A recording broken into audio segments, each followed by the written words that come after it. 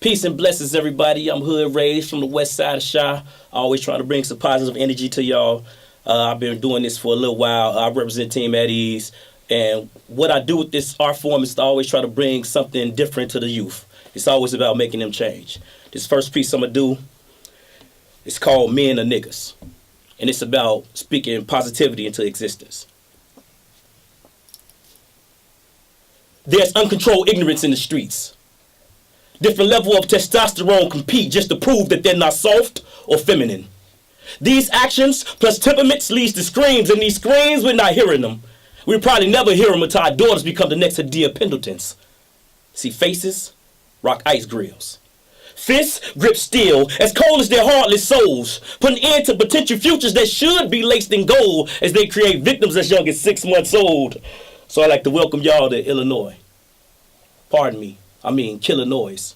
The birthplace of killer noise where little boys get their wheels destroyed and they become killer boys or drug deal employed just to fill the void of financial burden. So they walk the streets lurking, searching, looking for their next come up off their next victim because they hurting. Because in their mind, filling out job application after job application don't lead them certain that they'll be working. So they'd rather become gorillas in the urban jungle. Well, life is a huge concrete ring and to survive you gotta rumble, young man, rumble. That's where most young men stumble. Because they carry rocks to touch down till they go with their realizations in life. That's why they actually fumbled. Because nobody asked them whether they wanted to be men or niggas. Men, M-E-N, made to empower nations, or niggas, N-I-G-G-A-S, negative, ignorant, ghetto gangsters antagonize society. Choose, brothers.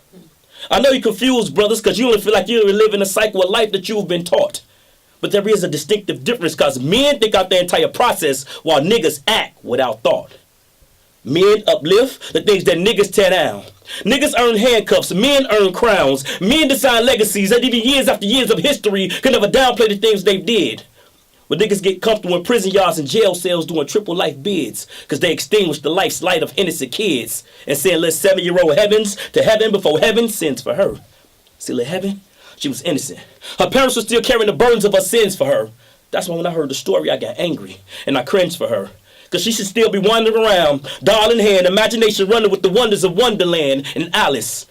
Instead, her life was brought to a tragic end due to senseless crime and man's malice. Got me standing here valiant saying, I'm sick of you ignorant niggas feeling like you're on the streets because you're running the block showing your ass. You know how their pants too big so they sagging or too little and too tight so either way they showing their ass? I wonder if they deem themselves to be tough just because they was bold enough to shoot.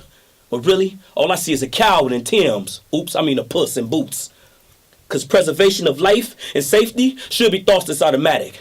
So if you want to be seen as a man, I'm going to need you to click the safeties on your semi-automatics and tuck them safely away.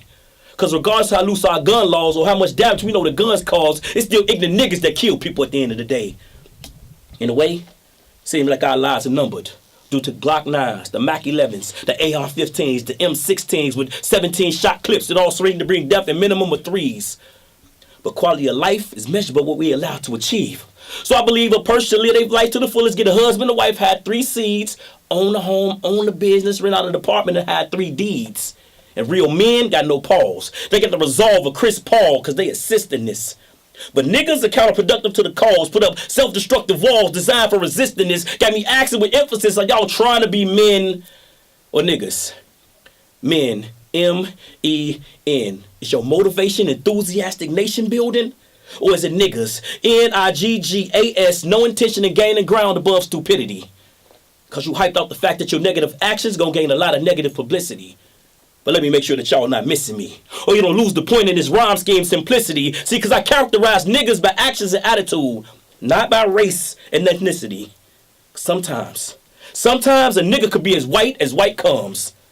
Like that act that happened in Sandy Hook in Connecticut, that was an act of a typical white nigga with a gun. In fact, it was one of the most ridiculous acts in the history of niggerdom. But my brothers, my kings, the ball's in our court, and I feel like we keep dropping us. So I'm going to keep speaking positivity into your life till the nigga inside you is dead. Even then, I'm going to speak at it post-posthumous. Because we are in that goal, and it should be obvious. Because real men never want to be seen as nothing other than the real man. No type of gangster, hooligan, or goon. We leave that for the ignorant niggas, the N-I-G-G-A-S, the not intelligent and going to get arrested soon. So decide, men or niggas. What's up, y'all? Man, like I said, I represent Team at Ease. I've been doing this for a little over 9 years, and my squad, we always in the streets, no big eyes, no little U's. You can catch us at Ease Sundays every first Sunday of the month, 42 West Lake Street in Oak Park. Now I got one more piece, and it's called Mama What Happened. It's about growing up without a real mother figure in your life. Mother is the term that should come second only to God and the highest of hearts of men and children. Love, honor, compassion, respect should come along as standard feelings, but love, or should I say the lack thereof, is the emotion that left this man standing, yet still shaking and reeling. Recognize that my mother's heart had to be as cold and as empty as abandoned buildings. So, Mama, what happened? Were you not born with those specific maternal instincts? Don't you know we depended on you to be the bond to hold this family together? But we ended up being a group that disbanded, like NSYNC, and you, as the leading rock star, literally. Copping rocks from dudes in my class, and the backlash is you being a direct result of some of my most painful memories, like my 8th grade award ceremony. When I was one of 3 students to receive a certificate from the president. Totally proud of what I had accomplished, so in celebration, I invited some of my best friends back to our residence. And we were in my room kicking it and shooting the breeze till it was time for them to leave because it was getting late. And I opened up my bedroom door to a shocker to you holding one nostril with your face down into a plate, inhaling this white substance into your face. I don't think you realize what your carelessness did to me. Or recognize how cruel kids could be. Because never mind the nightmares I had that night. How about there was a note on my desk the next day reading, "Ha ha, hood, your whole family hypes." Mom, you know that ain't right.